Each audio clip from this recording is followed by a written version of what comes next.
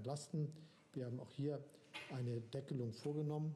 Ich muss mich übrigens korrigieren, bei den Gaspreisen waren das 12 Cent, bei den Strompreisen sind es die 40 Cent, die ich eben genannt habe. Die Gaspreise sind geringer gewesen pro Kilowattstunde und werden auf 12 Cent gedeckelt. Und bei den Strompreisen ist es so, dass wir, da die Preise dort vor dem Beginn des russischen Angriffskrieges um die 30 Cent lagen, mal drüber, manchmal ein bisschen drunter, dass wir das jedenfalls deckeln auf 40 Cent für die Verbraucherinnen und Verbraucher. Auch das ist etwas, was jetzt umgesetzt wird, einschließlich verschiedener anderer Regelungen, die dazugehören. Zum Beispiel, dass wir einen Teil der Finanzierung vornehmen über eine Abschöpfung von Zufallsgewinnen, die bei bestimmten Stromerzeugern anfallen, Windkraftanlagen, Solaranlagen, Braunkohlekraftwerke, Atomkraftwerke, und das dazu nutzen, die Strompreise für alle Bürgerinnen und Bürger zu entlasten. Ebenfalls ein ganz, ganz wichtiger Schritt. Also diese 3 Entlastungsbremsen, Gas, Fernwärme und Strom, kommen jetzt für die Bürgerinnen und Bürger, für die Verbraucherinnen und Verbraucher, für die Mieterinnen und Mieter, für diejenigen, die ihr Haus haben, aber natürlich auch für die Unternehmen jeweils entsprechend abgestuft. Es ist gut, dass wir dafür jetzt den Rahmen gesteckt haben. Zu dem Gesamtpaket gehören auch Härtefallmaßnahmen, zum Beispiel für Krankenhäuser, wo allein Strompreisbremse und Gaspreisbremse nicht reichen. Und die haben wir heute auch miteinander besprochen. Das ganze Entlastungspaket, über das ich hier geredet habe, wird 200 Milliarden Euro umfassen, die der Wirtschafts- und Stabilisierungsfonds bereitstellt. Und das versetzt uns jetzt in die Lage, das zu tun, worauf wir uns verständigt haben. Die Grundlage ist auch gelegt. Mit Zustimmung von Bundestag und Bundesrat ist der Wirtschafts- und Stabilisierungsfonds bereits Gesetz. Wir können also jetzt zur Tat schreiten und tun es auch mit dem notwendigen Tempo, das jetzt wichtig ist, damit die Bürgerinnen und Bürger keine Angst vor ihren Rechnungen haben müssen. Und genau das ist unser gemeinsames Ziel. Herr Weil. Ja, vielen Dank. Vielleicht erinnern sich manche von Ihnen noch an den 4. Oktober. Das war das letzte Mal, dass wir hier zusammengekommen sind. Damals hatten wir sehr, sehr lange beraten und sind mit keinen richtig klaren, konkreten Ergebnissen aus unserer Runde herausgekommen. Das hat eine eher kritische Aufnahme gefunden. Heute haben wir sehr viel kürzer getagt und kommen mit doch etlichen richtig im wahrsten Sinne des Wortes schwerwiegenden Entscheidungen wieder heraus. Und ich hoffe sehr, dass wir künftig uns ein Beispiel nehmen am Verlauf des heutigen Tages und nicht so sehr am 4. Oktober. Ich bin sehr froh darüber, dass wir in weiten Bereichen Einigkeit erzielen konnten.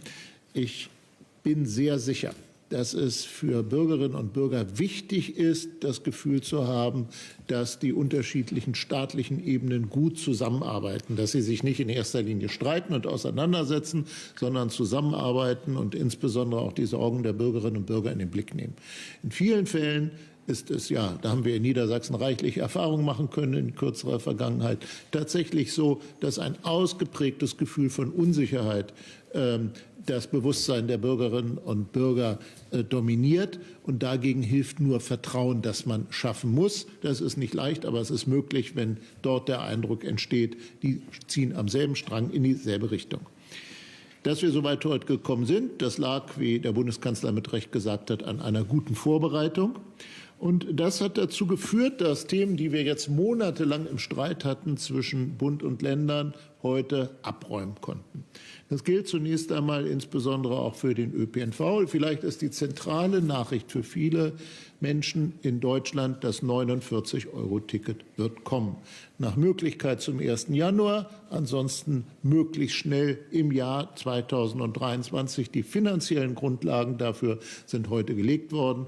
Und das ist eine wichtige praktische Verbesserung für das Leben vieler Menschen. Ich will darüber hinaus sagen, dass in manchen Ländern auch noch es für bestimmte Gruppen bestimmte weitere Angebote geben wird. Also in Niedersachsen werden wir beispielsweise für ein 29-Euro-Ticket ein Angebot machen für junge Leute, also Schülerinnen und Schüler, Auszubildende. Aber das ist von Land zu Land verschieden.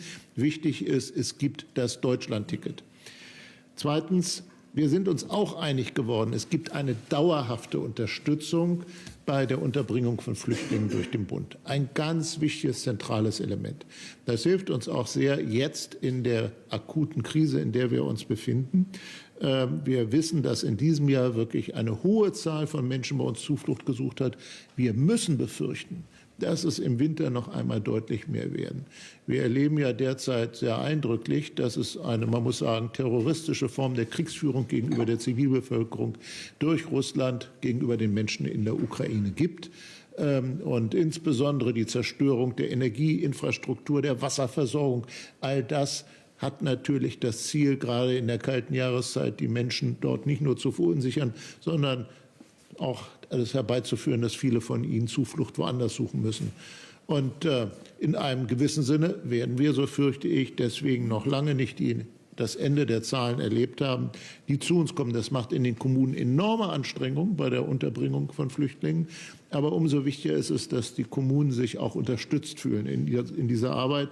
Und das, was wir an finanziellen Fortschritten hier heute haben erzielen können aus Sicht der Länder, das ist vor allen Dingen auch dazu gedacht, dass die Arbeit in den Kommunen unterstützt werden kann. Da gilt derzeit nicht alles, aber mindestens die materielle Ausstattung für die Kommunen muss so gewährleistet sein, dass man sich nicht im Stich gelassen fühlt. Und das betrachte ich als ein weiteres ganz wichtiges Ergebnis. Und ich will ein drittes Thema sagen. Das waren Kompromisse, die sind uns schwer gefallen insgesamt. Bin ich sicher, ob der Bundesfinanzminister glücklich ist. Die Länder sind es nicht. Wir hätten uns immer und überall auch noch mehr vorstellen können und hatten da auch für gute Gründe. Unter dem Strich haben wir aber gemeint, dass die Gesamteinigung vertretbar ist und deswegen insbesondere auch beispielsweise weitergehende Forderungen im Bereich des Wohngelds nicht mehr weiter vertreten. Allerdings will ich auf eines aufmerksam machen. Es ist wirklich im gemeinsamen Interesse, dass wir zu einem Verfahren kommen, das sehr schnell ist, sehr praktikabel, möglichst unbürokratisch, denn die Zahl der Wohngeldanträge dürfte ganz erheblich steigen. Und was wir miteinander vermeiden müssen, ist, dass sich dann in den kommunalen Wohngeldstellen große Staus bilden, die einfach durch ein kompliziertes Verfahren dafür sorgen, dass viele Anträge ewig lange brauchen, bis sie ankommen. Das ist ein Thema, das ist heute nicht im Einzelnen diskutiert worden. Das hat aber eine hohe praktische Bedeutung und daran müssen wir noch feilen. Stichwort Energiepreise, Energiepreisdeckel. Ich will hervorheben, dass das, was Olaf Scholz eben als die Elemente des Energiepreisdeckels dargestellt hat, ein großes Projekt ist, ein extrem schwieriges Projekt ist. Ein Thema, das es so in der Geschichte der Bundesrepublik noch nicht gegeben hat und hoffentlich auch nicht wieder geben wird. Und deswegen habe ich größten Respekt vor der Arbeit, die überall innerhalb der Bundesregierung zu diesem Thema derzeit geleistet wird. Die Länder sind davon ja nicht unmittelbar betroffen. Wir sehen uns mehr in der Rolle von gut meinender Beratung. Die allerdings haben wir auch uns erlaubt. Und insbesondere empfehlen wir der Bundesregierung sehr, zu einem durchgängigen Entlastungspfad zu kommen. Also nach Möglichkeit Sprünge zu vermeiden zwischen einzelnen Monaten, so wie das geplant gewesen ist, wie es teilweise immer noch jedenfalls Stand der Diskussion ist. Warum empfehlen wir das? Erstens, weil wir glauben, dass es gerade am Jahresanfang, wenn viele alte Vertragsbedingungen ausgelaufen sind und neue Verträge beginnen, ganz, ganz schwer zu vermitteln sein wird, dass man dann tatsächlich nicht nur höhere Preise, sondern auch zu verkraften hat, sondern auch einen Wegfall von Entlastungen aus dem Dezember. Und zweitens möchten wir eindringlich darauf aufmerksam machen, dass vor allen Dingen für viele kleinere und mittlere Unternehmen das ein wichtiges Thema ist, das unter anderem darüber entscheiden wird, ob sie sich selbst dann mit Recht als Härtefall fühlen müssen oder ob es möglich ist, im Rahmen des Systems dafür zu sorgen, dass diese Unternehmen bei allen Belastungen trotzdem für sich eine Zukunft sehen können. Deswegen aus allen 16 Ländern, ganz unabhängig von den Parteibüchern, der sehr gut gemeinte Rat an die Bundesregierung in dieser Hinsicht noch einmal in die Prüfung einzutreten, nachzudenken. Ich habe den Bundeskanzler so verstanden, dass das gehört worden ist, und wir sind sehr gespannt. Wir haben ein zweites Thema, das uns heute längere Zeit befasst hat, nämlich die konkrete Durchführung des Härtefallfonds. Es ist gut, dass die Bundesregierung einen entsprechenden Härtefallregelung vorsieht. Es ist gut, dass dieser Betrag auch groß ausfällt mit 2 Milliarden. Ich finde es wirklich wert hervorzuheben, dass damit insbesondere auch der soziale Sektor abgedeckt wird. 8 Milliarden für Krankenhäuser, für Pflegeheime und andere Einrichtungen, deren Refinanzierung auf Pflegesätzen basiert. Das ist wirklich wichtig, was in dieser Hinsicht uns heute an Informationen gegeben worden ist. Und das wird auch einfach für mehr Sicherheit bei den Betroffenen sorgen, dass wir gerade jetzt im Winter, auch Stichwort Pandemie, es uns nicht leisten können, dass das Gesundheitswesen verunsichert ist. Das liegt auf der Hand, und deswegen kommt diese Nachricht auch zum richtigen Zeitpunkt. Ein besonderes Thema sind dann natürlich auch Hilfen für kleinere und mittlere Unternehmen. Da hatten wir heute zwischenzeitlich, ich sage einmal, Irritationen durch die Eckpunkte, die uns bekannt geworden sind. Die Diskussion mit der Bundesregierung zu diesem Thema hat dafür eine Menge Klarheit gesorgt. Wir wissen, wir werden miteinander darüber reden, wie werden die Härtefälle, die Härtefallregelungen, die wir alle wollen, tatsächlich sein, welchen Beitrag organisatorisch, eventuell auch finanziell, das müssen wir allerdings erst sehr in Ruhe miteinander sprechen, wird von Ländern an dieser Stelle eintreten. In jedem Fall, das war uns wichtig, geht es dabei im Kern mehr um eine Interessenquote und als Grundlage dafür auch zu einem möglichst einfachen Verfahren zu kommen.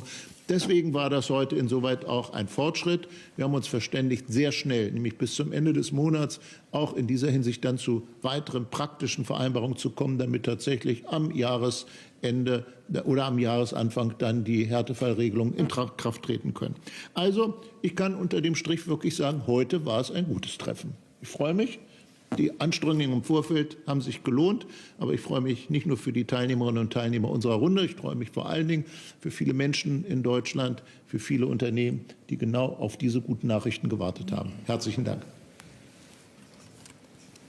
Ja, seit mehr als 8 Monaten herrscht jetzt Krieg in der Ukraine. Die Angriffe Putins richten sich gegen den ganzen Westen, gegen Freiheit, gegen Frieden und unsere Demokratie. Deshalb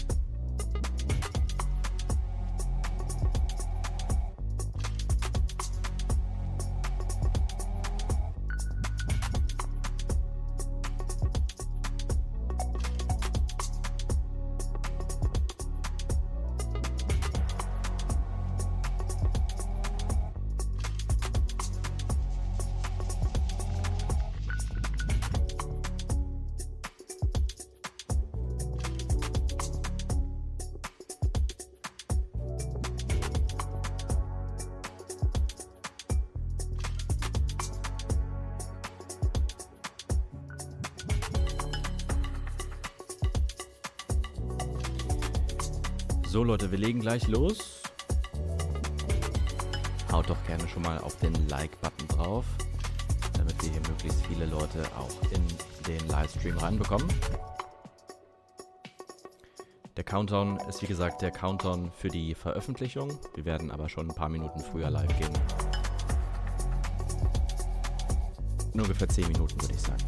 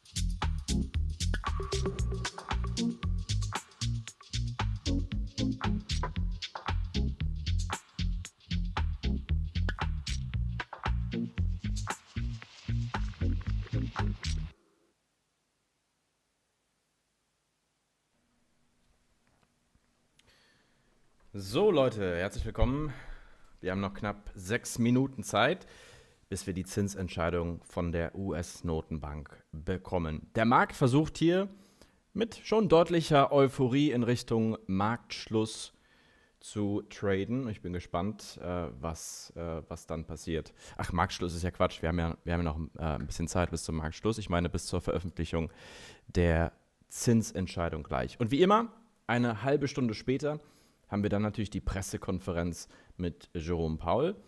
Und ihr habt wahrscheinlich das vorbereitende Video gesehen, das ich heute veröffentlicht habe, dass diese Pressekonferenz nach meiner Ansicht noch viel wichtiger sein wird als die Zinsentscheidung, die wir gleich in 6 Minuten bekommen. Denn die 75 Basispunkte sind mit einer überwältigenden Wahrscheinlichkeit natürlich längst eingepreist.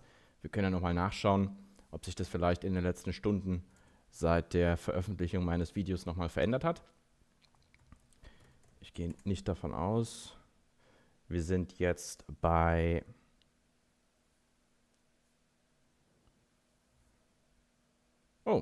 88% Wahrscheinlichkeit für 75 Basispunkte.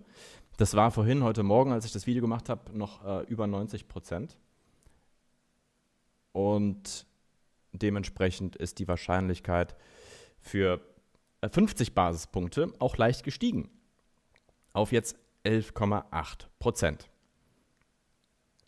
Ich wäre dennoch extrem überrascht, wenn wir tatsächlich 50 Basispunkte bekämen. Ich glaube, dafür ist es zu früh. Und deswegen wird es eher um die Frage gehen, was passiert in der Pressekonferenz anschließend. Wird Jerome Powell Hinweise streuen in der Art und Weise, wie er sich ausdrückt, Hinweise, die Hoffnung geben, dass es bald eine Zinspause geben könnte. Ja, eine Zinssenkung, das ist utopisch, davon geht niemand aus, aber zumindest mal eine Zinspause oder als abgeschwächte Variante eine Reduzierung der Geschwindigkeit zukünftiger Zinsanhebungen, dass man zum Beispiel sagt, bei der nächsten Sitzung wird das Basisszenario 50 Basispunkte sein, wenn es die Daten erlauben, wenn es die Entwicklung der Inflation erlaubt. Das könnte durchaus möglich sein. Das hat der Bloomberg heute Morgen spekuliert, dass wir so etwas in die Richtung bekommen. Ja, also 75 Basispunkte heute, check. Dann aber in der Pressekonferenz eine leichte Andeutung einer Reduzierung auf 50 Basispunkte beim nächsten Mal. Das wäre auch so meine Erwartungshaltung hier für die heutige Veröffentlichung.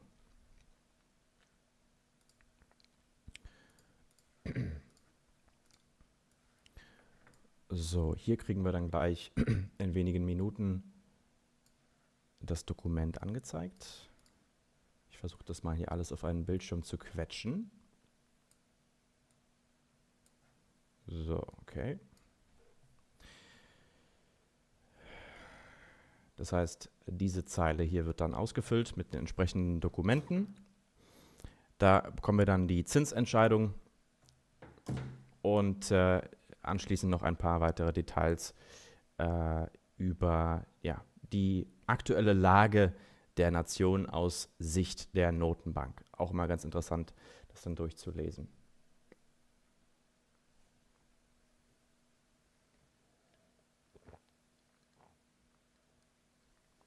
So, Prost. 3 Minuten. Auf Twitter wurde 1,25 Punkte geleakt. Quatsch. Das halte ich für Quatsch, das halte ich für Fake News. Du kannst mir gerne nochmal einen Link schicken, dass ich das nochmal überprüfe, aber der Markt würde gerade anders aussehen, wenn du recht hättest. Ja? Also der Markt würde das sofort einpreisen.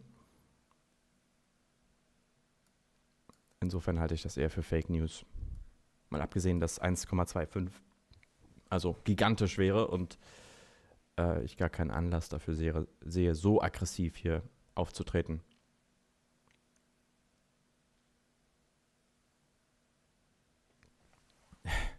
Ja, Magnet habe ich auch mal probiert. Leider führt das zu Problemen, wenn man gleichzeitig live streamt, warum auch immer.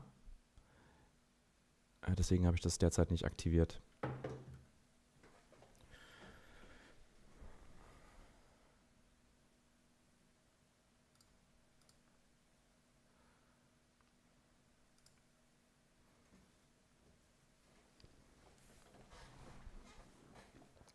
Eine Minute 20 Sekunden.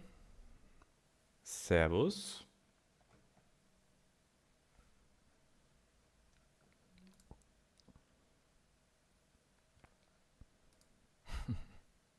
Ja, nächste Woche Palantir-Zahlen wird sehr, sehr spannend sein. Freue mich sehr drauf.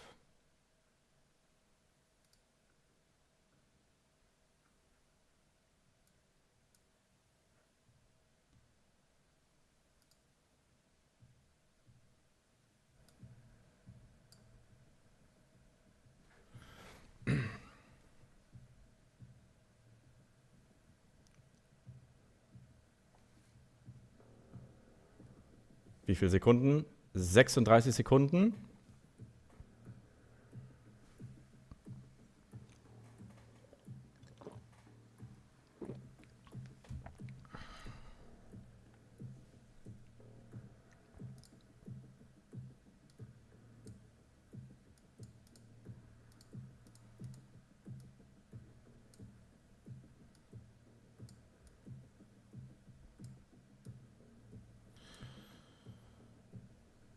Fünf Sekunden.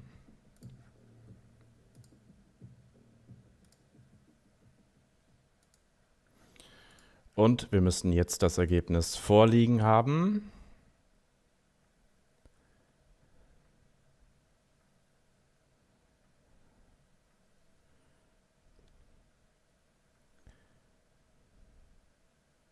Markt springt nach oben. Ich bekomme wie immer die Seite. Jetzt haben wir sie.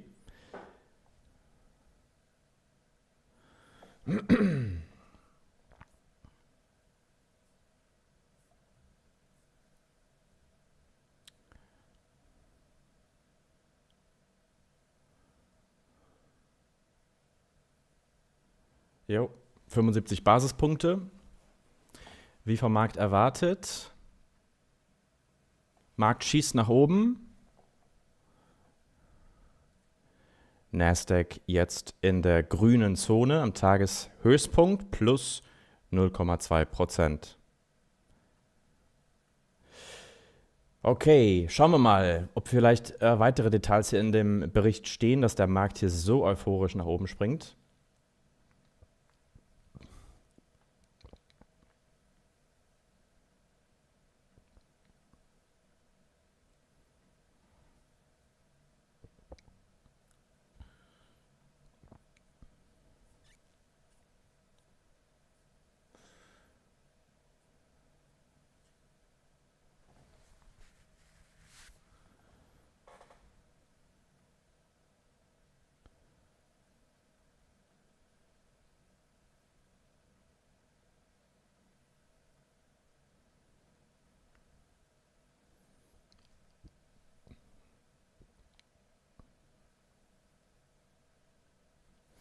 Bisher habe ich noch nichts gelesen.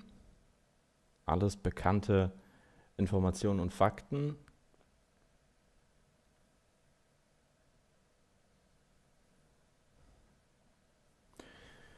Das Komitee ist weiterhin stark fokussiert auf die Inflation. Das Ziel bleibt weiter 2%. Also an der Stelle auch nichts neu.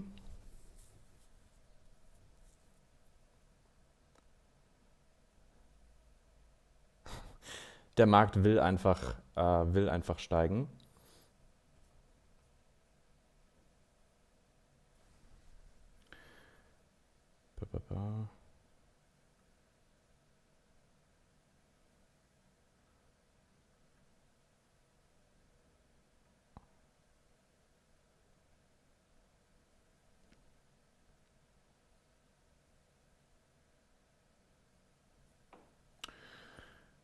Was sagt der Chat?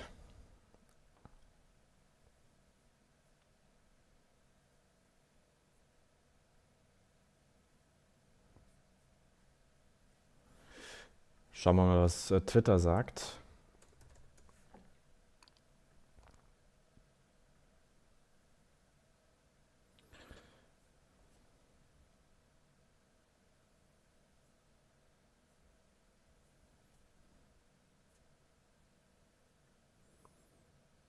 Tja, bei Twitter auch keinerlei Besonderheiten, außer den erwähnten 75 Basispunkten, also scheinbar nichts übersehen zu haben.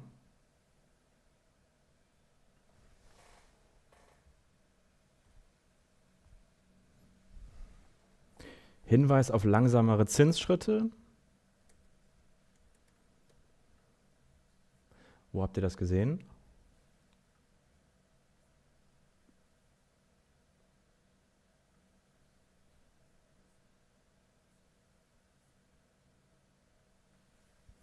Ich sehe nichts dergleichen. Schauen wir mal Einzelaktien an. Tesla.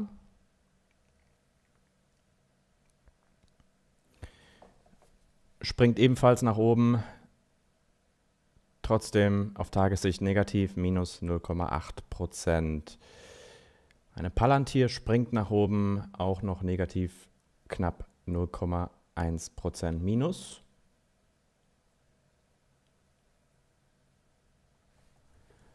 Eine Amazon springt ebenfalls nach oben, minus 0,3%. Apple positiv, plus 0,3%. Ich versuche hier nochmal eine Heatmap aufzurufen. Das finde ich immer ganz interessant für den Gesamtüberblick. So, man sieht, welche Taschen im Markt gerade grün leuchten und welche vielleicht eher weniger.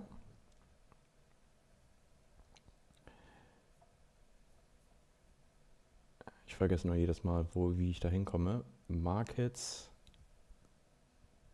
Stocks, nein. Hier, Heatmap, Stock.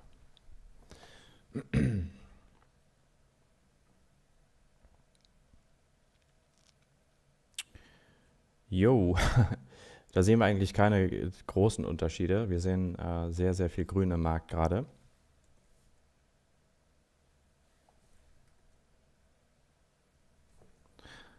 Bleiben wir mal auf dem Nasdaq. Ja, Anleihemarkt, guter Stichpunkt.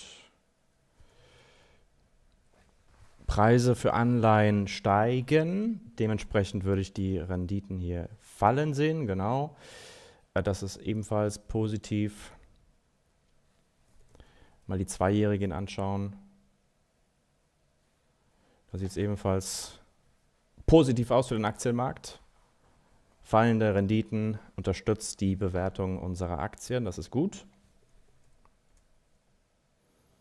Und wie gesagt, wir haben die umgekehrte Korrelation, das heißt, die Preise für Anleihen steigen hier, repräsentiert durch den TLT-ETF. So, ein bisschen müssen wir uns gedulden, bis gleich die Pressekonferenz beginnt. Wie gesagt, ich glaube, wir werden heute mehr Informationen und mehr Wert aus dieser Pressekonferenz ziehen. Wie immer werden wir es so machen, wir schauen das Ganze auf Englisch. Ja klar, weil es das nur auf Englisch gibt. Aber ich werde eben simultan die wichtigsten Punkte rausgreifen und übersetzen.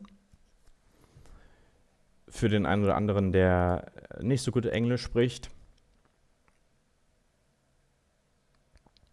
Nasdaq jetzt plus 0,8% im Plus.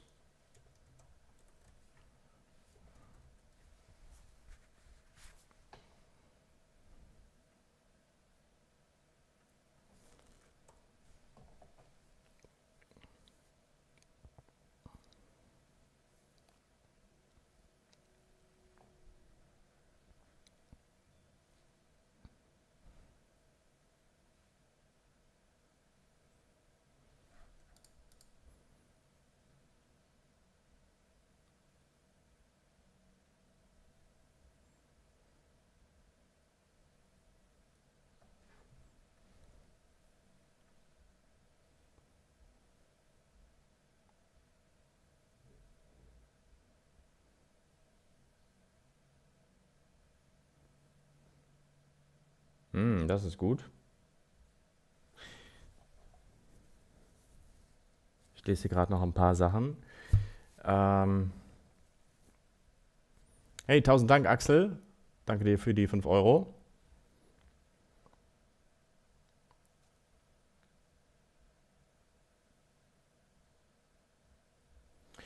Hier steht: dass sie bei der Bestimmung des Tempos der Zinsanhebungen die kumulative Verschärfung, politische Verzögerungen und wirtschaftliche und finanzielle Entwicklungen berücksichtigen werden. Das ist eine komplizierte Art und Weise, um das Folgende zu sagen. Wir wissen, wir haben die Zinsen schon extrem stark angezogen im historischen Vergleich. Nochmal 1000 Dank, Axel, für die 5 Euro.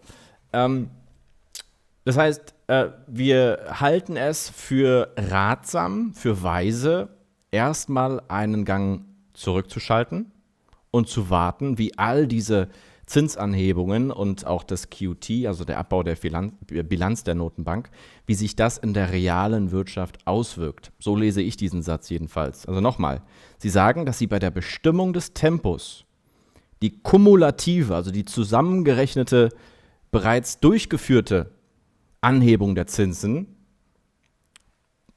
dass Sie das sozusagen mit einberechnen, dann Verzögerungen mit einberechnen, das ist ja auch wichtig, denn wir wissen, wenn die Zinsen heute steigen, dann dauert es mal gut und gerne 2, 3, 4 Quartale, bis diese Effekte überhaupt in der Wirtschaft ankommen. Das wollen Sie mit berücksichtigen, sagen Sie. Und der dritte Punkt, den Sie berücksichtigen, ist die finanzielle Stabilität des Systems. Und das ist, wenn man das so liest, aus der Perspektive ist das ziemlich gut. Das ist de facto eine versteckte, ziemlich gut versteckte, mit vielen Worten verkleidete Andeutung einer eventuellen Zinspause. So würde ich das jetzt interpretieren. Markt fällt gerade wieder. Schauen wir mal.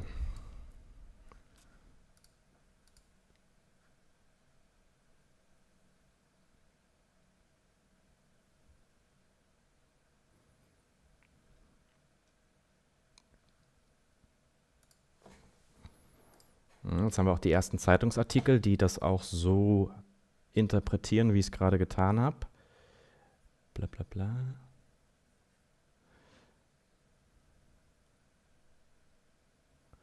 Schnell übersetzen.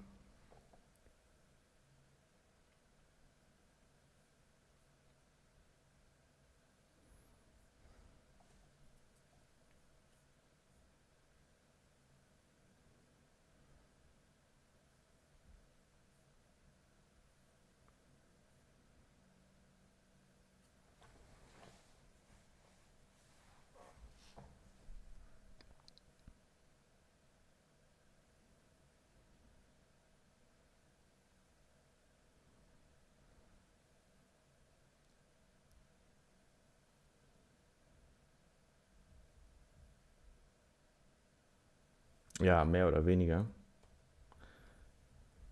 Irgendwie steht in der Schlagzeile was anderes als im Artikel.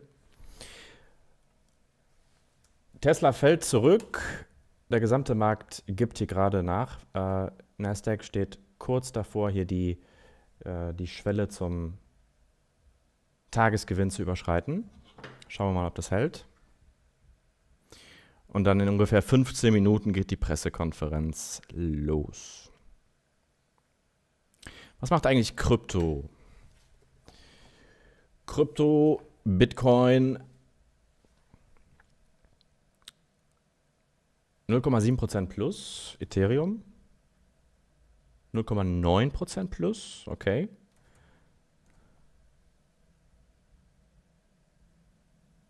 Tausend Dank, Tom, für die 5,99. Sehr nett. Danke euch für die Unterstützung.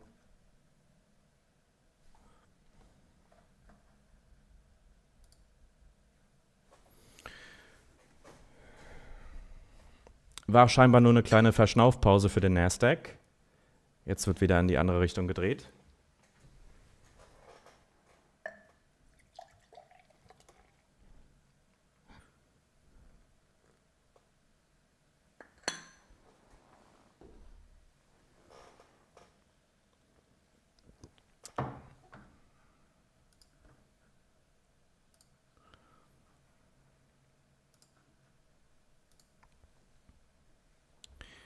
Gerade passiert. Ups.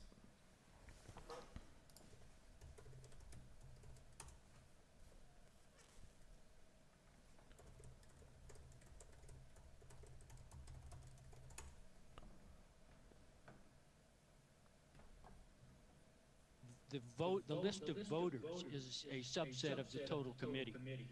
And so a unanimous decision on the 75 basis point increase doesn't necessarily reflect that there isn't a fairly robust debate during the meeting among those who think we should slow down and those who think they should keep at it and perhaps raise 75 next meeting or even thereafter. So you just don't know what the discussion is. The minutes that come out in 3 weeks will give us a much better sense of that. But I'm not surprised that it was unanimous. I don't think anyone had a basis on which to dissent at this meeting.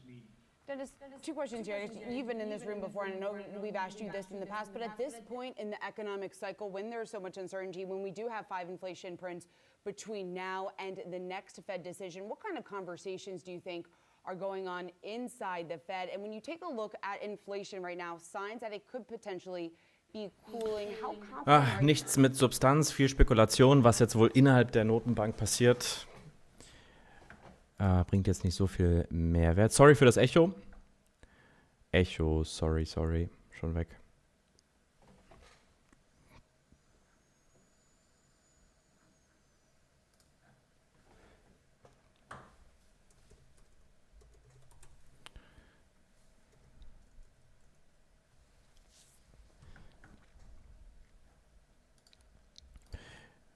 Nochmal den Anleihemarkt etwas genauer anschauen. Die 10-Jährigen sind jetzt unter 4%. Nahe des Tagestiefpunkts.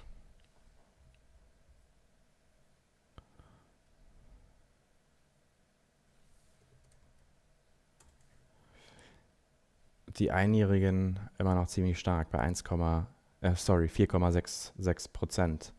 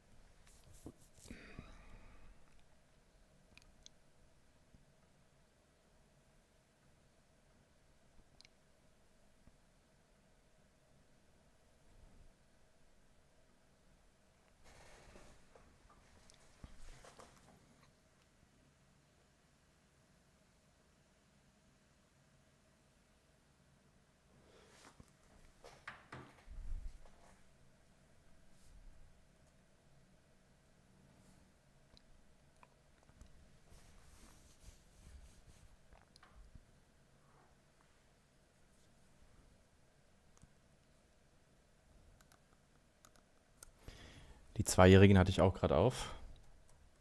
Ups. Die 2-Jährigen verlieren knapp 2%. Jetzt 2%.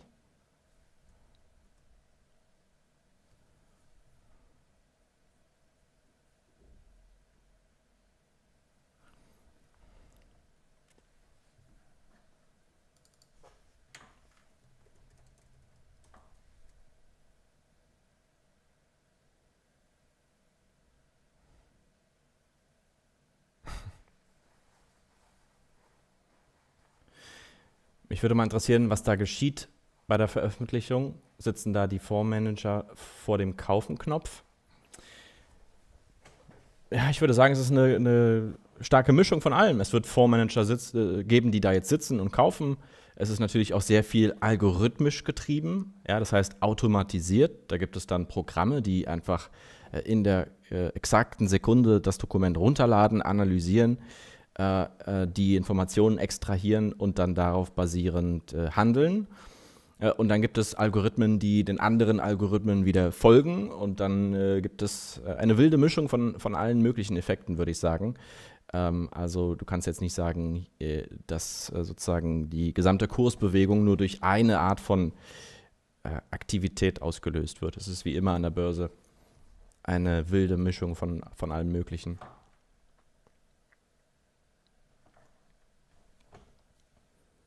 So, 12 Minuten. Was ist mit Tesla los? Ja. Ach, alles über 200 nehme ich derzeit als Geschenk.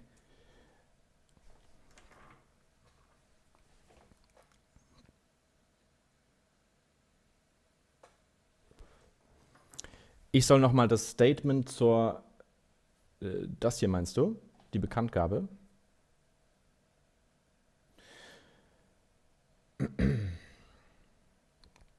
Das hier ist das Statement.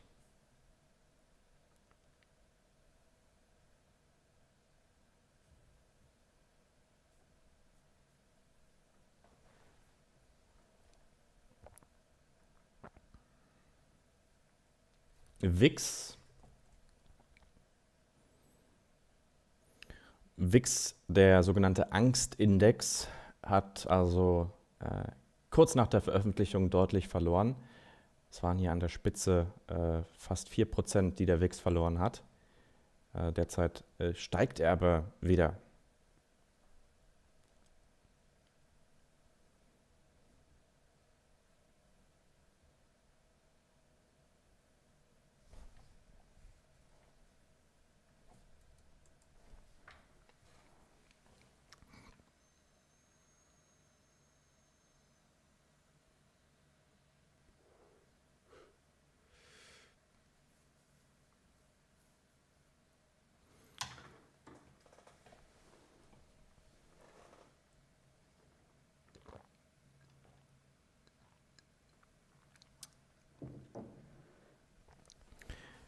Paul, ich habe zuletzt den TLT-ETF bei mir akkumuliert.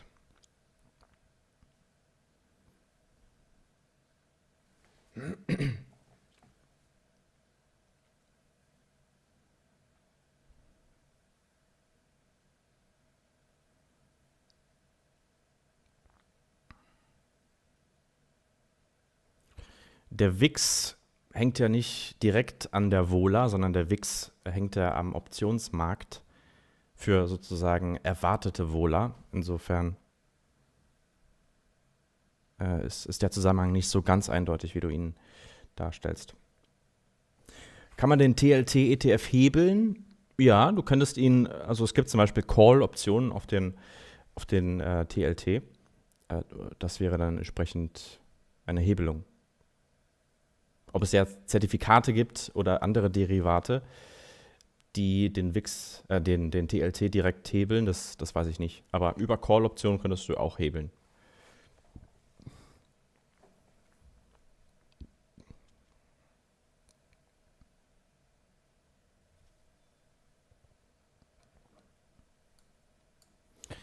Ja, ich finde den TLT-ETF interessant. Ich meine, ich habe ja ein ganzes Video darüber gemacht, müssen wir jetzt nicht mal im Detail besprechen, aber rein vom Gedankengang her, ein fallender TLT geht gegen die Interessen der Notenbank. Ja, weil fallende Anleihepreise also ganz gravierende Auswirkungen haben, siehe das, was in England passiert ist und wie die Notenbank in England dort intervenieren musste. Das heißt, anders als bei Aktien, wo sich die Notenbank eher tendenziell freut über fallende Aktienmärkte, weil es nämlich ihre Ziele unterstützt, ist es halt bei Anleihepreisen genau das Gegenteil der Fall. Die Notenbank hat schon, das kommuniziert sie nicht offen, das sagt sie nicht offen, aber sie hat natürlich ein Interesse an stabilen Anleihepreisen.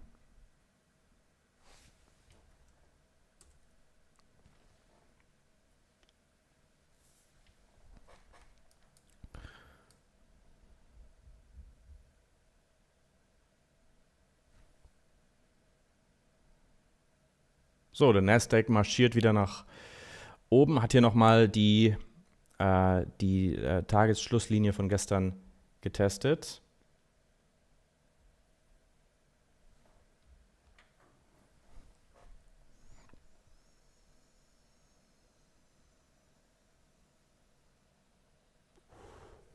Ich bin wirklich gespannt, ob Jerome Powell diese Meldung, die ich gerade vorgelesen habe, so oder so ähnlich nochmal wiederholt in dieser Pressekonferenz. oder es vielleicht sogar noch ein bisschen deutlicher macht, was ich ehrlich gesagt nicht glaube, weil, wie gesagt, steigende Aktienmärkte sind jetzt nicht im Interesse der Notenbank. Es ist ein richtiger Balanceakt, das korrekt hinzubekommen.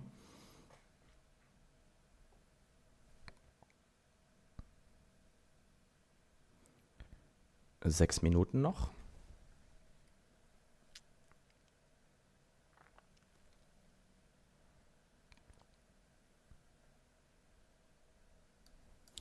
Warum schaust du den QQQ an? Ich schaue ihn eigentlich nur an, weil ich für den QQQ auch vor- und nachbörsliche Daten bekomme, weil ich entsprechend eine Gebühr bezahle für den Nasdaq. Und bei anderen Titeln ist das nicht der Fall. Was steht hier noch? Krypto hebeln. Kann man Krypto hebeln und kann man damit ins Minus gehen?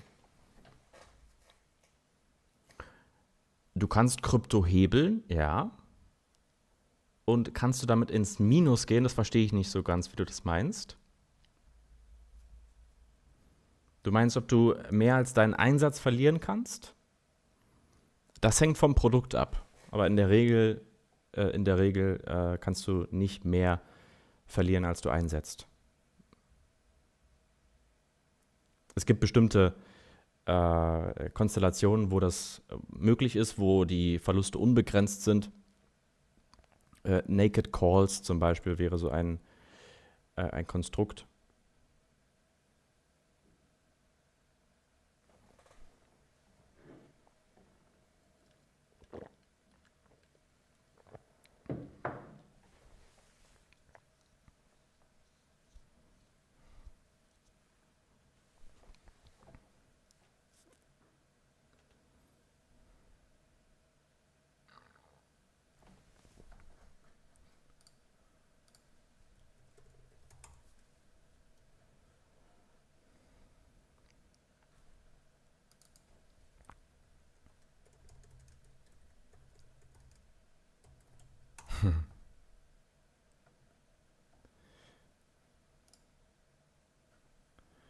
So.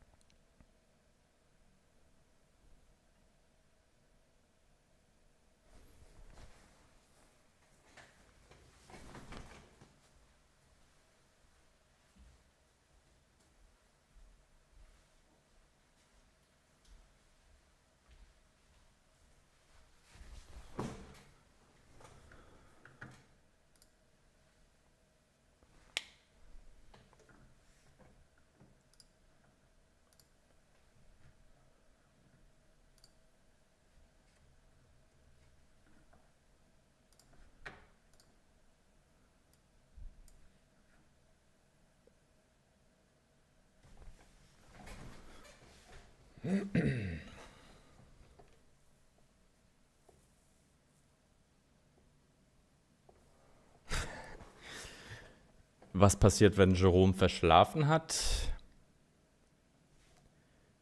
Ich glaube, Jerome hat vor solchen Events auch schlaflose Nächte. Deswegen gehe ich eher nicht davon aus.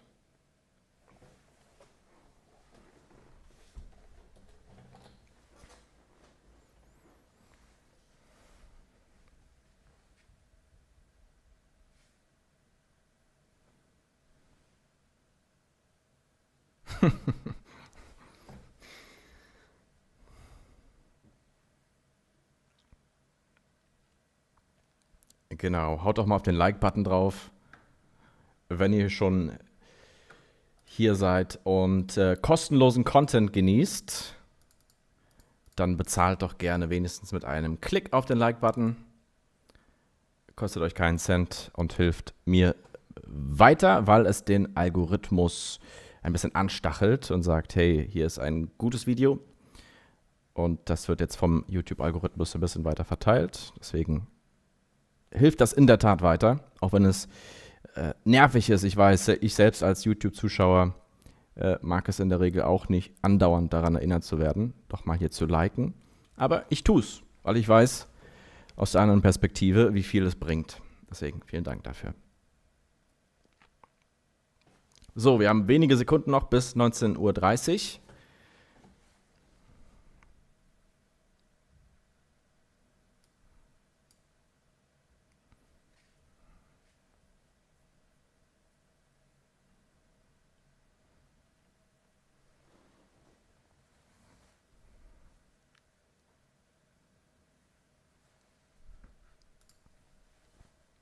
Sehr gut. 330 Leute konnten sich erbarmen, auf den Like-Button zu klicken. Das ist immerhin fast die Hälfte. Ich bin stolz auf euch.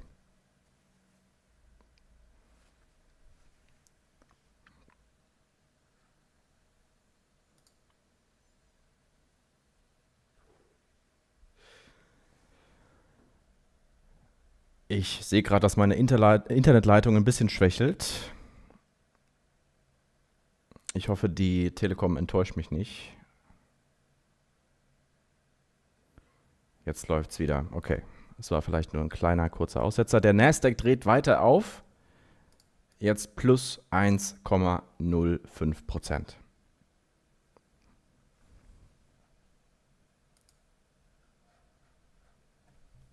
Wo ist jetzt der Jerome? Ah, hier ist er.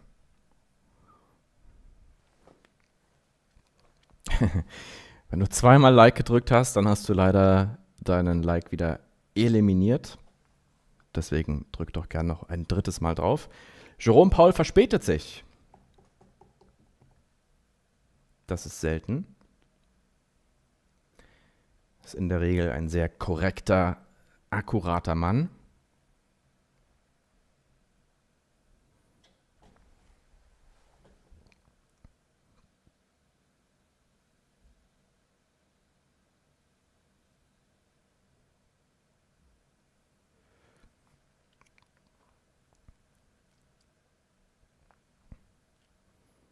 Der Markt reagiert nervös. Da ist er. Jerome tritt auf die Bühne und der Markt fällt sofort. Das ist kein gutes Omen. Und es geht los. Good afternoon. My colleagues and I are strongly committed to bringing inflation back down to our 2% goal. 2% Inflation bleibt das Ziel. Haut er gleich mal direkt als erstes raus. Price stability is the responsibility of the Federal Reserve and serves as the bedrock of our economy. Without price stability, the economy does not work for anyone. In particular, without price stability, we will not achieve a sustained period of strong. Ohne Preisstabilität, das heißt, mit Inflation funktioniert die Wirtschaft nicht und sie funktioniert für niemanden und deswegen bleibt es die oberste Priorität der Notenbank, die Inflation zurück auf 2% zu bringen.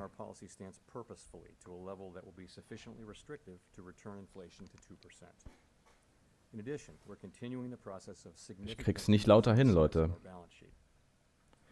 Der Stream ist sehr, sehr leise und ich habe schon alles auf... Moment, vielleicht so?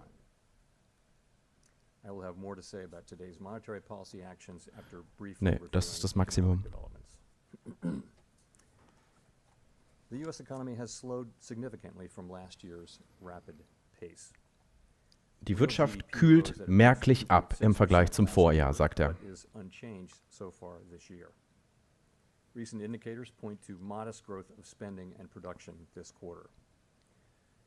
Growth in consumer spending has slowed from last year's rapid pace, in part reflecting lower real Konsumentenausgaben verlangsamen sich. Ebenso wie der Immobilienmarkt, der deutliche Abkühlungen zeigt.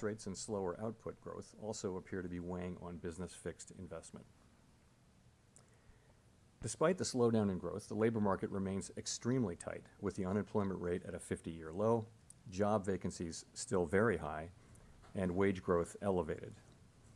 Job gains have been robust. Ups. with employment rising by an average of 289,000 jobs per month over August and September. Er sagt, das Lohnwachstum bleibt weiter überdurchschnittlich stark und das ist natürlich nicht so gut aus Perspektive der Notenbank.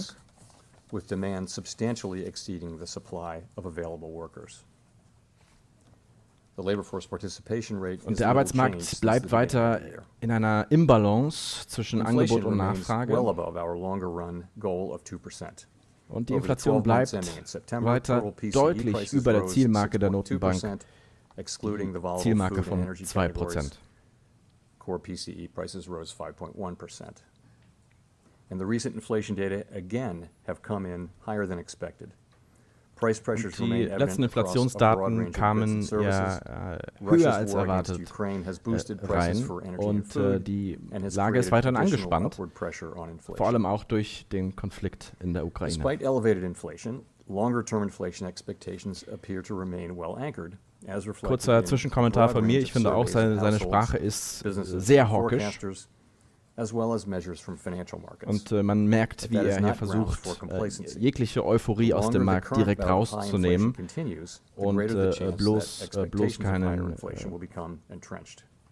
Hoffnungsschimmer hier entstehen zu lassen. Das ist so mein Eindruck bisher.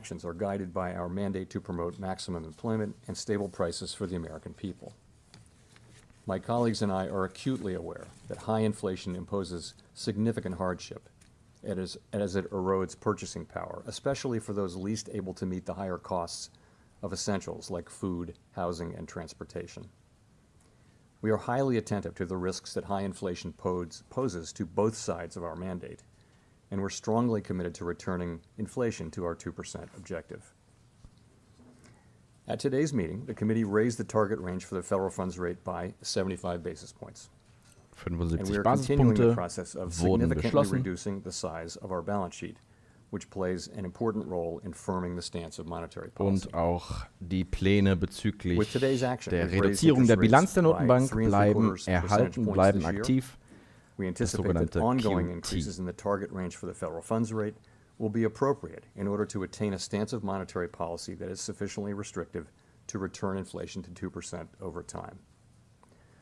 Financial conditions have tightened significantly in response to our policy actions, and we are seeing the effects on demand in the most interest rate sensitive sectors of the economy, such as housing.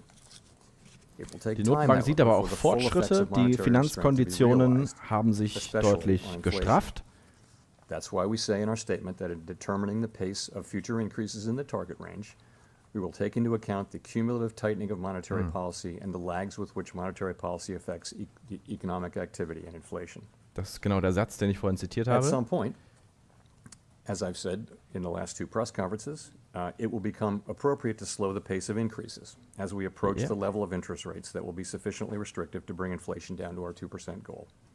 Er sagt hier, ab einem bestimmten Punkt, ich mache kurz Pause, weil es wichtig ist, er sagt, ab einem bestimmten Punkt wird es angebracht sein, die Geschwindigkeit der Leitzinserhöhungen zu reduzieren. Das ist hier also ein Hinweis auf eine weniger aggressive Notenbank, aber wahrscheinlich an bestimmte Bedingungen knüpft. Of interest rates.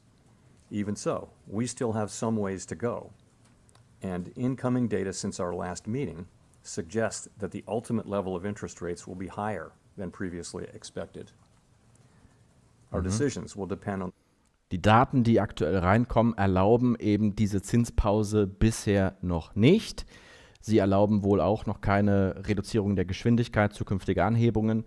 Und er sagt, die Leitzinsen müssen stärker steigen als bisher angenommen. Ihr seht die Interpretation des Marktes hier in der Mitte meines Bildschirms. the totality of incoming data and their implications for the outlook for economic activity and inflation. We will continue to make our decisions meeting by meeting and communicate our thinking as clearly as possible. We're taking forceful steps to moderate demand so that it comes into better alignment with supply. Our overarching focus is using our tools to bring inflation back down to our 2% goal and to keep longer-term inflation expectations well anchored. Reducing inflation is likely to require a sustained period of below-trend growth and some softening of labor market conditions. Restoring price stability is essential to set the stage for achieving maximum employment and stable prices in the longer run. The historical record cautions strongly against prematurely loosening policy. We will stay the course until the job is done. Wir bleiben auf Kurs, bis der Job erledigt ist, sagt er hier. Businesses across the country. Everything we do is in service to our public mission. We at the Fed will do everything we can to achieve our maximum employment and price stability goals. Thank you, and I look forward to your questions. Und Fragerunde beginnt. Thank you. Colby Smith with the Financial Times. On the need to slow the pace of rate increases at some point, is a downshift contingent on a string of better inflation data specifically between now and, let's say, the December meeting? Or is that Thank you. Colby Smith with the potentially proceed with independent of that data, given the lagged effects that you mentioned? So a couple things on that. We do need to see inflation coming down decisively, and good evidence of that would be a series of down monthly readings. Of course, that's what we'd all love to see. Die Journalistin fragt im Grunde, was sind eigentlich die Voraussetzungen für eine solche Verlangsamung der Zinsanhebungen? Und er sagt, ja, wir brauchen eine Reihe von überraschend guten Inflationsdaten. Eben das, was wir bisher noch nicht gesehen haben. I've never thought of that as the appropriate test for slowing the pace of increases or for identifying the appropriately restrictive level that we're aiming for. We need to bring our policy stance down to a level that's sufficiently restrictive to bring inflation down to our 2% objective over the medium term. How will we know that we've reached that level? Well, we'll take into account the full range of analysis and data that bear on that question, guided by our assessment of how much financial conditions have tightened, the effects that tightening is actually having on the real economy and on inflation, taking into consideration lags, as I mentioned. We will be looking at real rates, for example, all across the yield curve and all other financial conditions and as we make that assessment. Hi, Howard Schneider with Reuters. Look, I'm sure there's going to be tons of confusion out there about whether this means you're going to slow in December or not. Would you say that the bias right now is not explizit nach der nächsten Sitzung im Dezember? So, what I want to do is put that question of pace in the context of our broader tightening program, if I may, and talk about the statement language along the way. So I think you can think about our tightening program. Will hier keine konkrete Aussage bezüglich Dezember machen, was im Dezember passiert, ob es dann verlangsamt wird auf 50 Basispunkte, sondern er versucht es hier zu relativieren. On the first question, how fast to tighten policy, it's been very important that we move expeditiously, and we have clearly done so. We've moved 3 3/4% since March, admittedly from a base of 0. It's a historically fast pace, and that's certainly appropriate, given the persistence and strength in inflation and the low level from which we started. So now we come to the second question, which is how high to raise our policy rate, and we're saying that we'd raise that rate to a level that's sufficiently restrictive to bring inflation to our 2% target over time, and we put that into our post-meeting statement, because that really does become the important question we think now is how far to go, and I'll talk more about that. We think there's some ground to cover but before we meet that test, and that's why we say that ongoing rate increases will be appropriate. And as I mentioned, incoming data between the meetings, both the strong labor market report, but particularly the CPI report, do suggest to me that we may ultimately move to higher levels than we thought at the time of the September meeting. That level is very uncertain, though, and I would say, we're going to find it over time. Of course, with the lags between policy and economic activity, there's a lot of uncertainty. So we note that in determining the pace of future increases, we'll take into account the cumulative tightening of monetary policy as well as the lags with which monetary policy affects economic activity and inflation.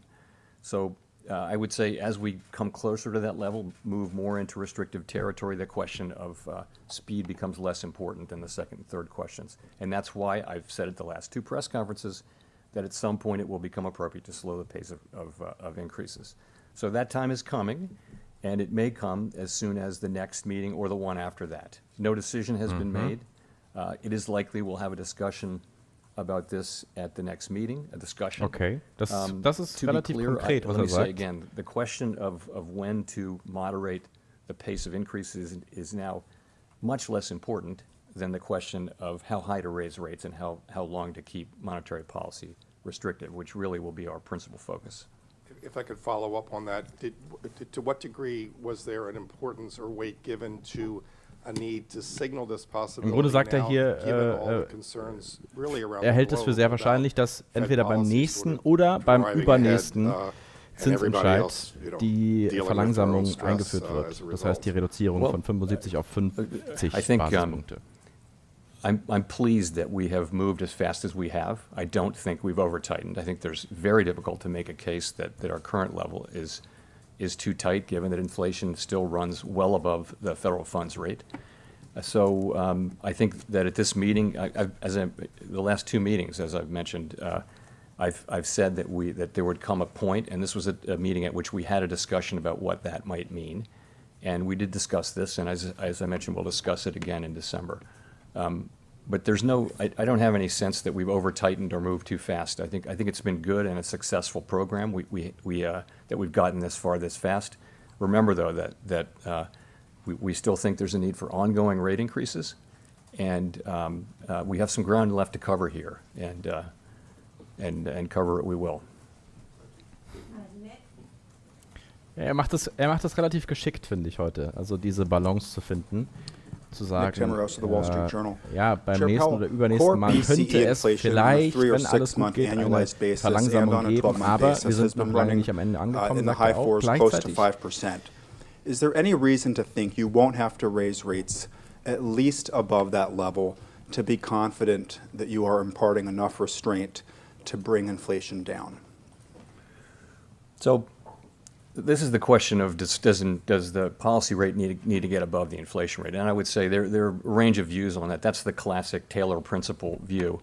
But I would think you'd look more at a forward, a forward-looking die Frage, muss der Leitzins measure of inflation to look die at Höhe that. der Inflationsrate steigen? I think the answer is we'll want to get the policy rate to a level where it is where the real interest rate is positive. We will want to do that. I do not think of it as the single and only touchstone, though. I think you put some weight on that. You also put some weight on rates across the curve. Very few people borrow at the short end at the federal funds rate, for example. So households and businesses, if they're very meaningfully positive interest rates all across the curve for them, credit spreads are larger, so borrowing rates are significantly higher, and I think financial conditions have tightened quite a bit. So I would look at that as an important feature. I'd put some weight on it, but I wouldn't say it's something that is the single dominant thing to look at. If I could follow up, what is your best assessment or the staff's best assessment right now of the current rate of underlying inflation? I don't have a specific number for you there. So there are many, many models that look at that. And I mean, one way to look at it is that it's a pretty stationary object, and that when inflation runs above that level, for sure, substantially above for some time, you'll see it move up, but the movement will be fairly gradual. So I think that's what the principal models would tend to say. But I wouldn't want to land on any one assessment. There are many different, as you know, people who publish an assessment of underlying inflation. Thank you. Hi, Chair Powell. Thank you for taking our questions. Gina Smilik, New York Times. I wonder, do you see any evidence at this stage that inflation is or is at risk of becoming entrenched? Is inflation becoming entrenched? So I guess I would start by pointing to expectations. So if we saw longer-term expectations moving up, that would be very troubling. And they were moving up a little bit at the middle part of this year, and they've moved now back down. That's one piece of data. Shorter-term inflation expectations moved up between the last meeting and this meeting, and we don't think those are as indicative, but they may be important in the wage-setting process. There's a school of thought that believes that, so that's very concerning. I guess the other thing I would say is that the longer we have, we're now 18 months into this episode of high inflation, and we don't have a clearly identified scientific way of understanding at what point inflation becomes entrenched. And so, the thing we need to do from a risk management standpoint is to use our tools forcefully but thoughtfully and get inflation under control, get it down to 2%, get it behind us. That's what we really need to do and what we're strongly committed to doing.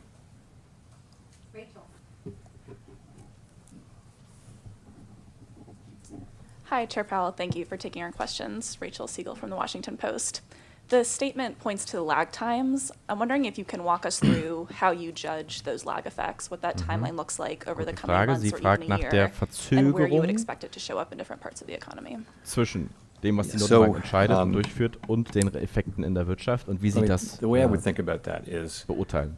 It's a commonly for a long time thought that monetary policy works with long and variable lags, and that it works first on financial conditions and then on economic activity and then perhaps later than that even on inflation. So that's been the thinking for a long time. There was an old literature that made those lags out to be fairly long. There's newer literature that says that they're shorter. And the truth is we don't have a lot of data of inflation of this high in what is now the modern economy. One big difference now is that it used to be that you would raise the federal funds rate, Es gibt financial conditions would react, alte wissenschaftliche and then that would Untersuchungen, die affect sagen, dass economic activity die and inflation. Verzögerung Now, sehr groß ist. financial conditions react Und es gibt well neuere before, Untersuchungen, die sagen, in dass die expectation of Verzögerung monetary policy. That's the way eher gering ist it oder has moved for a jedenfalls quarter of a kleiner ist, als century man is früher in the angenommen direction hat. of financial conditions than monetary policy, because the markets are thinking what is the central bank going to do, and there are plenty of economists that also think that once financial conditions change, that the effects on the economy are actually faster than they would have been before. We don't know that. I guess the thing I would say is it's highly Im Grunde weiß man nichts highly Genaues. uncertain. And so Und wir sind from a risk in, management standpoint, it would be irresponsible not to ignore them. Zeiten, in But denen you es want to schwierig consider ist, them, but Prognosen zu not take treffen, them weil so literally. viele So I Dinge think hier it's a very zusammenkommen, difficult die wir place so to be. But vorher I noch would nicht tend erlebt to haben. want to be in the middle, looking carefully at what's actually happening with the economy, and trying to make good decisions from a risk management standpoint.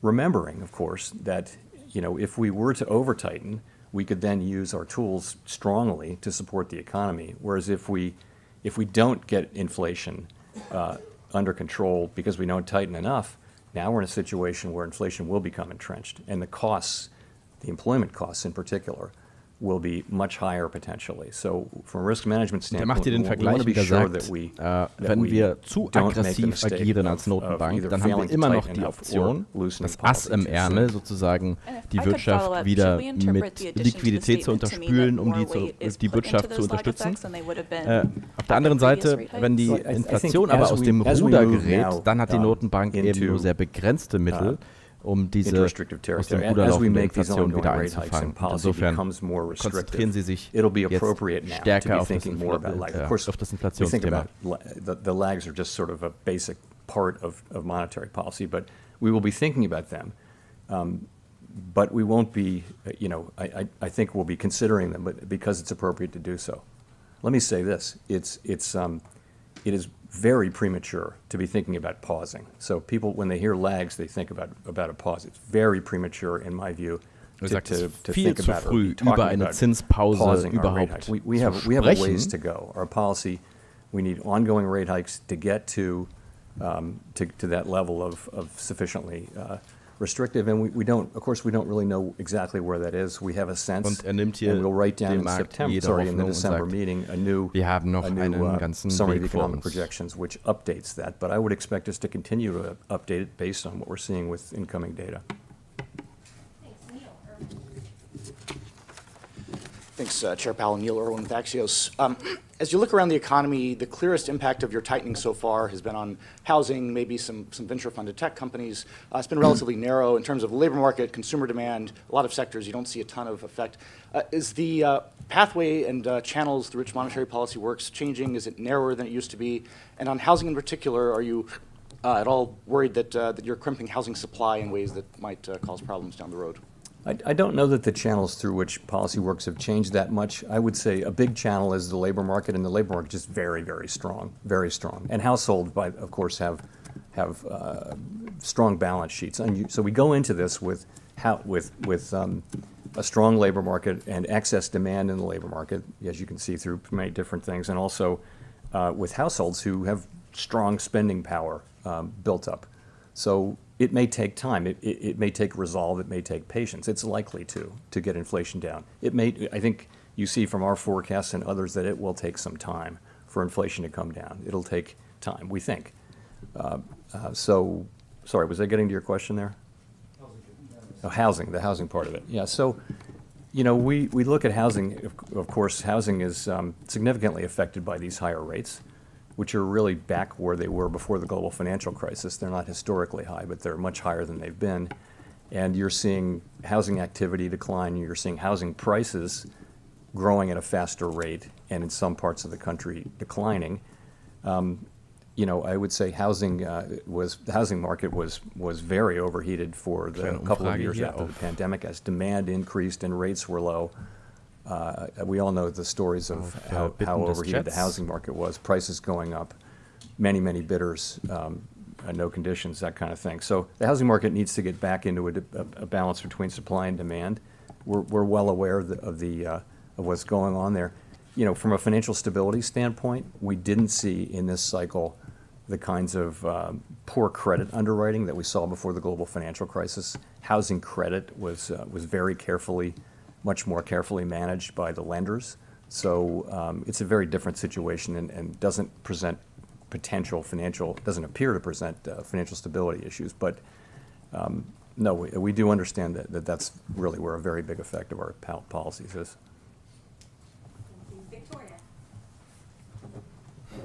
Hi, Victoria Guida with Politico.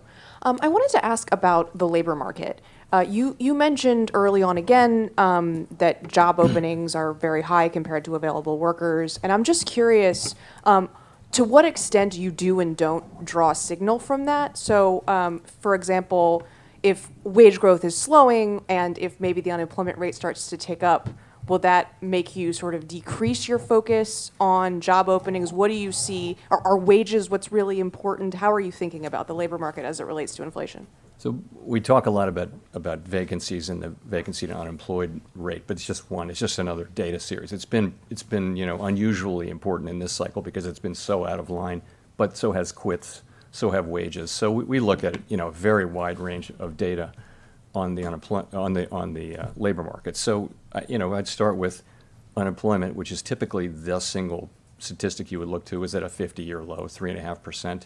We're getting really nothing in labor supply now. We had, I think, a very small increase this year, which we had really thought we would get that back. Most analysts thought we would get some labor supply coming in. You mentioned wages, so I guess I would characterize that as sort of a mixed picture. It's true with average hourly earnings you see, so I would call it a flattening out at a level that's well above the level that would be consistent over time with 2% inflation, you know, assuming a reasonable productivity.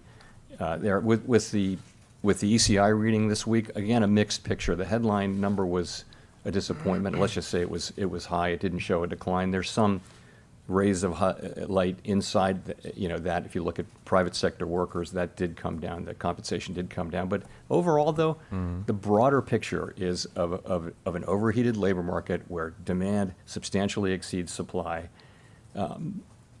Job creation still exceeds, you know, the sort of the level that would hold the market where it is. So that's the picture. Do we see? You know, we keep looking for signs that sort of the beginning of a gradual softening is happening. And you know, maybe that's there, but it's not obvious to me because wages aren't coming down; they're just moving sideways at an elevated level, both ECI and average hourly earnings.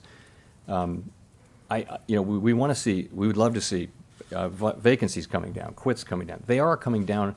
Vacancies are below their all-time high, but you know, not by as much as we thought because, and that, you know, the data series is volatile. We never take any one reading. We always look at, you know, 2 or 3. So it's a mixed picture. I don't see the case for real softening just yet, but we look at, I guess as I just showed you, we look at a very broad range of data on the labor market. So do you see wages as being a significant driver of inflation? You know, I think wages have an effect on inflation, and inflation has an effect on wages. I think that's always been the case. There's always a going back and forth. The question is that really elevated right now? I don't think so. I don't think wages are the principal story of why prices are going up. I don't think that. I also don't think that we see a wage price spiral. But again, it's not something you can, once you see it, you're in trouble. So we don't want to see it. We want wages to go up. We just want them to go up at a level that's sustainable and consistent with 2% inflation. And we do think that given the data that we have, that this labor market can soften without having to soften as much as history would indicate through the unemployment channel. It can soften through job openings declining. We think there's room for that, but we won't know that. That'll be discovered empirically.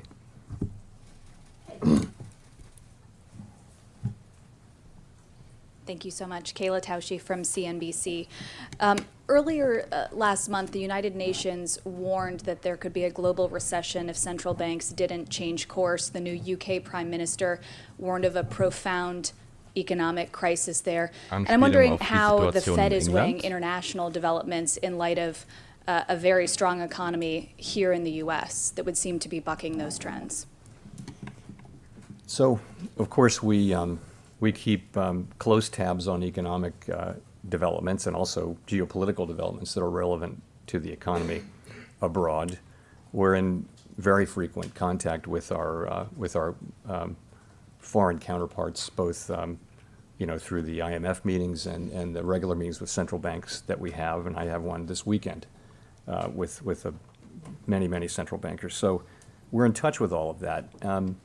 So I guess it's clearly a difficult time in the global economy. We're seeing very high inflation in Europe, significantly because of high energy prices related to the war in Ukraine, and we're seeing China's having issues with the zero COVID policy and much slower growth than we're used to seeing. So we're seeing we see those difficulties. The strong dollar is a challenge for some countries, but we have it, and we take all of that into account in our models. We think about the spillovers and that sort of thing. Here in the United States, we have a strong economy, and we have an economy where inflation is running at 5%. Core PCE inflation, which is a really good indicator of what's going on for us, is the way we see it, is running at 5.1% on a 12-month basis and sort of similar to that on a 3, 6, and 9-month basis. So we know that we need to use our tools to get inflation under control. The world's not going to be better off if we fail to do that. That's a task we need to do. Price stability in the United States is a good thing for the global economy over a long period of time. Price stability is the kind of thing that pays dividends for our economy for decades, hopefully. Even though it may be difficult to get it back, getting it back is something that provides value to the people we serve for the long run. If I could just follow up on that. Thank you. The Fed has acknowledged in the past that the tools that you have don't affect things like energy and food prices that stem from some of those conflicts overseas, and they're some of the biggest pain points for consumers. So as you pursue the current path that you've outlined, is there a risk that some of those prices simply don't come down? So we don't directly affect, for the most part, food and energy prices, but the demand channel does affect them just at the margin. The thing about the United States is that we also have strong, in many other jurisdictions, the principal problem really is energy. In the United States, we also have a demand issue. We've got an imbalance between demand and supply, which you see in many parts of the economy. So our tools are well suited to work on that problem, and that's what we're doing. You're right, though. We don't, the price of oil is set globally, and it's not something we can affect. Kann hier noch I keine think by the Entwarnung actions geben. that we take, though, we help keep Selbst wenn wollte, longer-term es wäre inflation dumm, an dieser Stelle jetzt hier anchored Entwarnung zu and geben keep the und zu public sagen, believing in 2% inflation macht by euch the keine things that we Sorgen, do, even in 50 times Zinspause. when energy is part of the story of why inflation is high. Was würde ihm das bringen? Nichts. Es macht strategisch Hi, keinen Chair Sinn. Powell, Janelle Marte with Bloomberg. So the Fed is facing two more ethics-related incidents with the revision of the financial statements from President Bostic and President Bullard speaking at a closed event. So some senators, like Elizabeth Warren, are saying that this is a sign of greater ethics problems at the Fed. Could you talk about what this does to the public's trust in the bank and what the Fed is doing to prevent this kind of behavior from becoming Genau, Jürgen, so ist common? es. Sure. So you're right. The public's trust is really the Fed's and any central bank's most important asset. And anytime one of the policymakers violates or falls short of those rules, we do risk undermining that trust, and we take that very seriously. We do. So at the beginning of our meeting yesterday, actually, we had a committee discussion of the full committee on the importance of holding ourselves individually and collectively accountable for knowing and following the high standard that's set out in our existing rules with respect to both personal investment activities and external communications. We've taken a number of steps, and I would just say we do understand how important those issues are.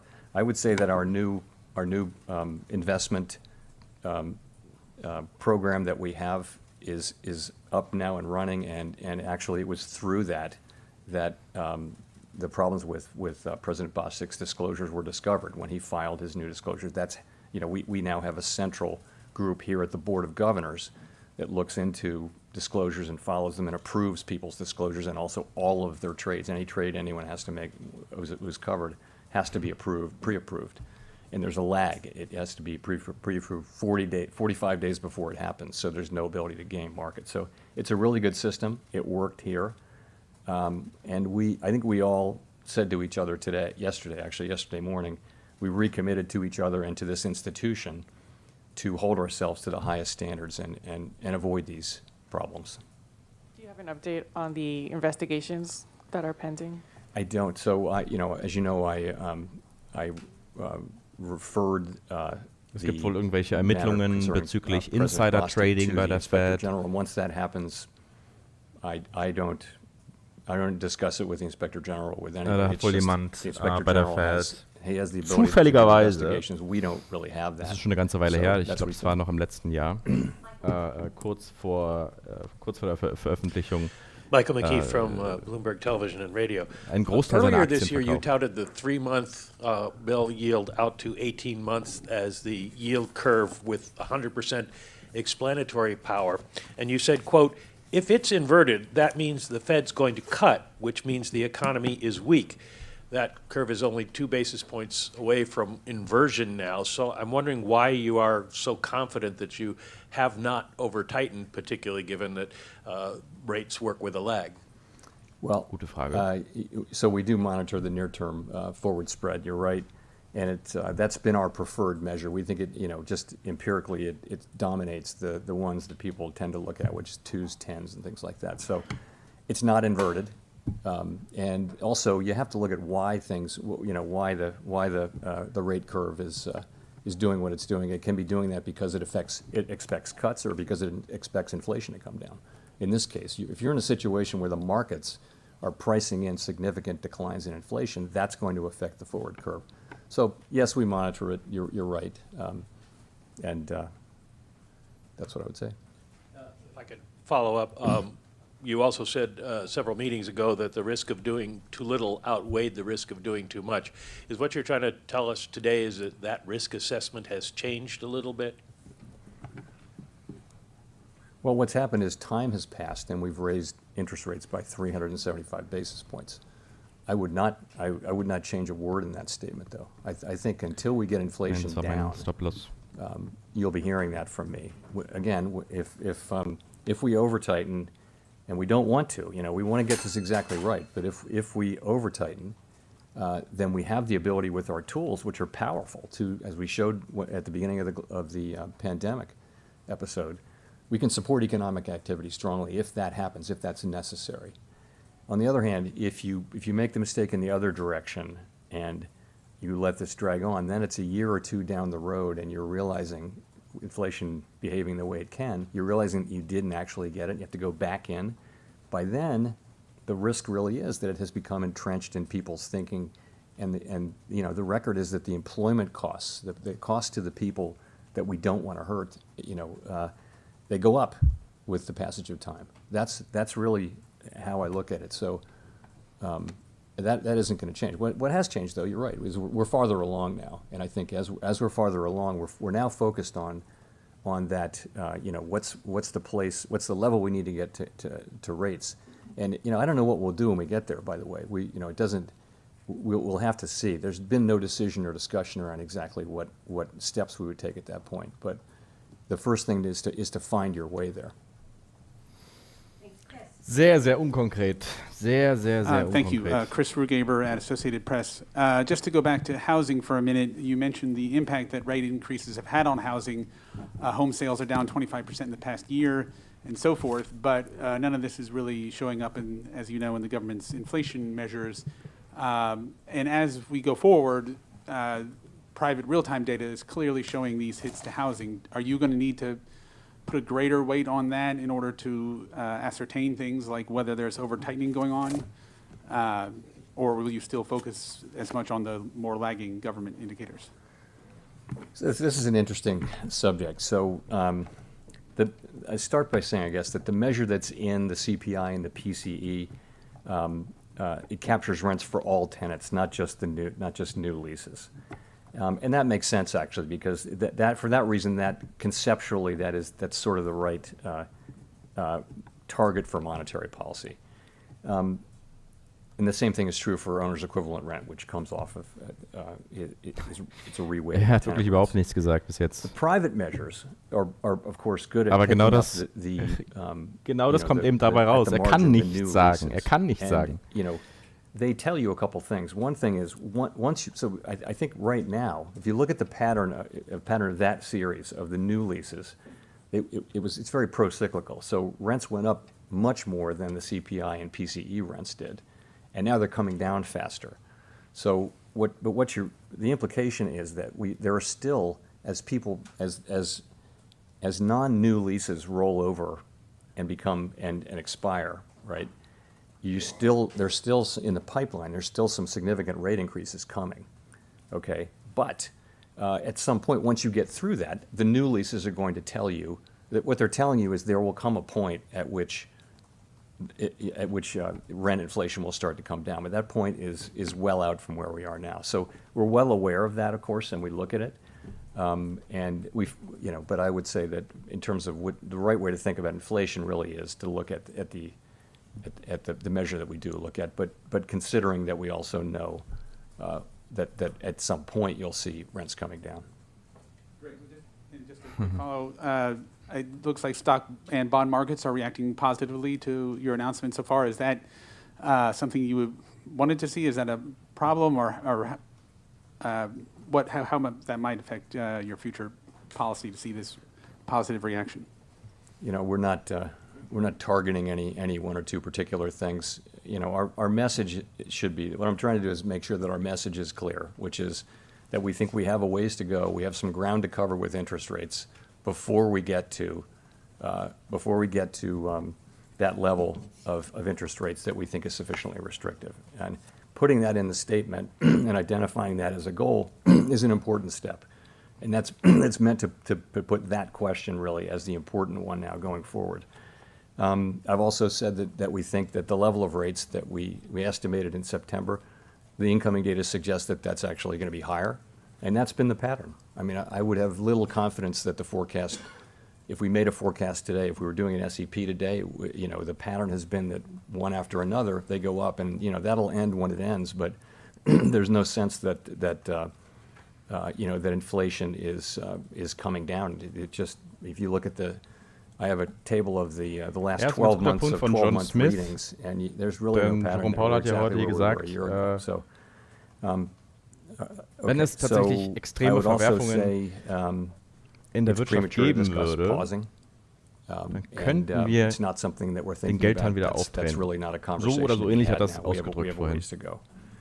And the last thing I'll say is that I would want people to understand our commitment to getting this done, and to not making the mistake of not doing enough, or the mistake of withdrawing our strong policy and doing that too soon. So those I control those messages, and that's my job.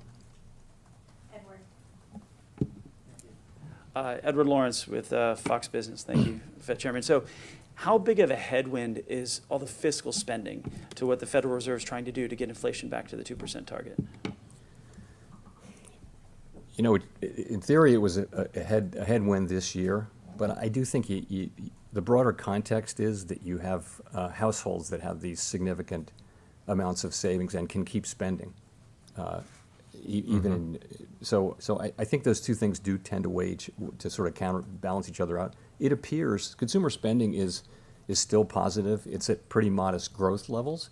It's not shrinking, but people are, the banks that deal with retail customers and many retailers will tell you that the consumers are still buying and they're still they're fine. So I don't know how big the fiscal headwinds are, and they haven't shown up in the way that we thought they would in restraining spending. So it must have to do with the savings that people have. What about the spending? There's tens of billions yet to be spent. I mean, from the Inflation Reduction Act, the American Rescue Plan, CHIPS Act, bipartisan infrastructure bill. How does that play into your thinking about the future? It's demand is going to have some support from those savings, and also from the strong demand that's still in the labor market. We still see pretty significant demand and a tightening labor market in some respects, although I think overall I would say it's not really tightening or loosening. So we see those things, and what those things tell us is that our job is going to require some resolve and some patience over time. We're going to have to stick with this. That's just we take all that as a given, but we know what our objective is and we know what our tools can do, and that's how we think about it.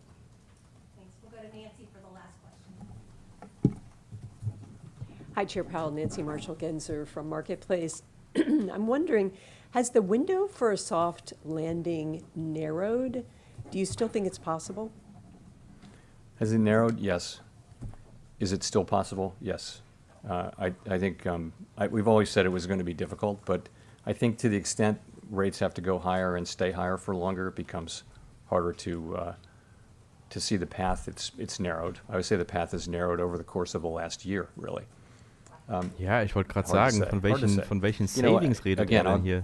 I would say that the sort of array of data in the labor market is highly unusual, and to many economists, there is a path to. Ordinarily, there's a relationship to GDP going down and vacancies declining, translating into unemployment, or there's Okun's law. So all those things are relationships that are in the data, and they're very real. Data's a little bit different this time, though, because you have this tremendously high level of vacancies, and we think on a very Was steep würdest du ihn part of the fragen? Ich curve. würde All I Jerome would Powell say nach is seinem that letzten the Trade fragen. The job losses may turn out to be less than would be indicated by those traditional measures because job openings are so elevated and because the labor market is so strong.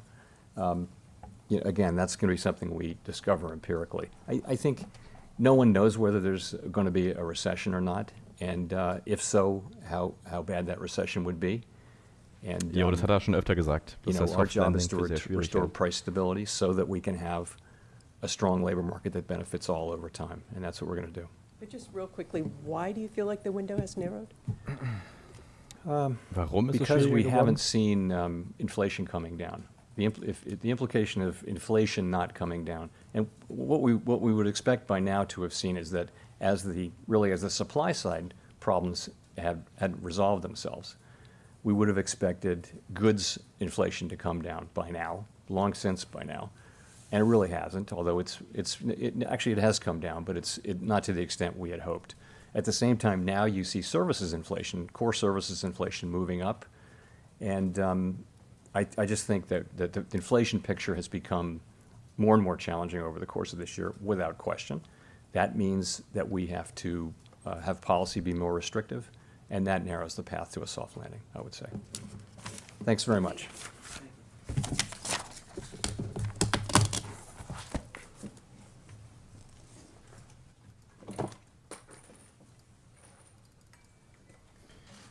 Ja, mein Gott, das war, glaube ich, ein neuer Rekord für Jerome Powell. Die konkreteste, nichtssagendste Pressekonferenz, die ich persönlich je von ihm gehört habe. Wir hatten ja mal so einen leichten Trend, dass er plötzlich anfing, relativ konkret zu werden in den letzten Monaten. Das war heute definitiv nicht der Fall. Ich glaube, so zwischen den Zeilen gab es immer mal wieder die ein oder andere interessante Sache, habe ich ja kommentiert, zum Beispiel, dass er gesagt hat, ja, Leute, wenn es hart auf hart kommt und die USA in eine Mega-Rezession stürzen, dann wären wir ja immer noch in der Lage, den Geldhahn wieder aufzudrehen. Das habe ich so von ihm noch nicht gehört. Das wissen wir alle, dass das natürlich dann der Plan wäre, aber das so ausgesprochen zu hören, war nochmal was Neues. Ansonsten, glaube ich, merkt man, hat er sich sehr viel Mühe gegeben, heute möglichst hawkisch zu klingen. Und wenn wir uns den Markt gerade anschauen, dann ist ihm das, glaube ich, auch gelungen. Opa Biden redet gerade schon wieder wahrscheinlich über Inflation. Ja, und der Kern des Problems ist ja eben, er hat ja gar keine andere Wahl derzeit. Was soll er denn machen? Soll er sich hinstellen und sagen, und soll er dem Markt jetzt plötzlich das Blaue vom Himmel versprechen und sagen, 50 Basispunkte und anschließend eine Zinspause, macht euch keine Sorgen.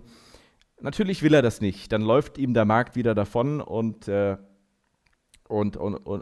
all die Ziele, die die Notenbank hat, sind dann umso stärker gefährdet mit steigenden Assetpreisen und lockeren Finanzkonditionen. Das ist nicht, was die Fed jetzt braucht. Sie muss straffen und noch viel wichtiger, sie muss straff wirken. Die Kommunikation muss straff wirken.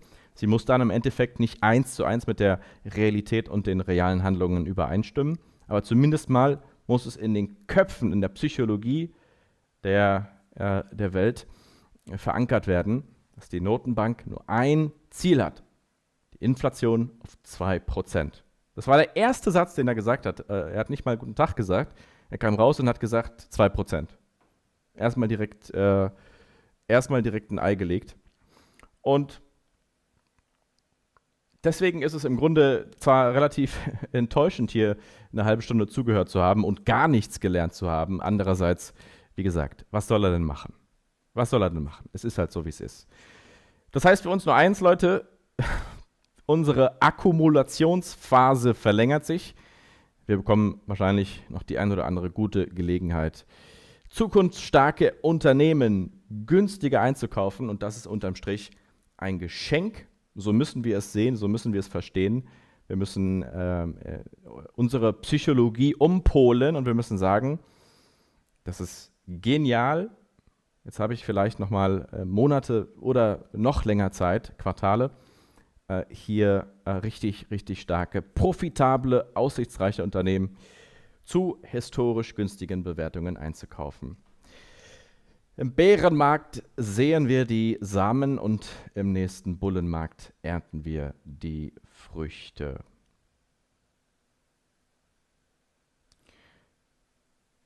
Gut, alles klar. Dann vielen Dank erstmal fürs Zuschauen. Wir sehen uns dann wahrscheinlich morgen mit einem neuen Video. Bis hierhin erstmal gute Nacht. Bis dann. Ciao.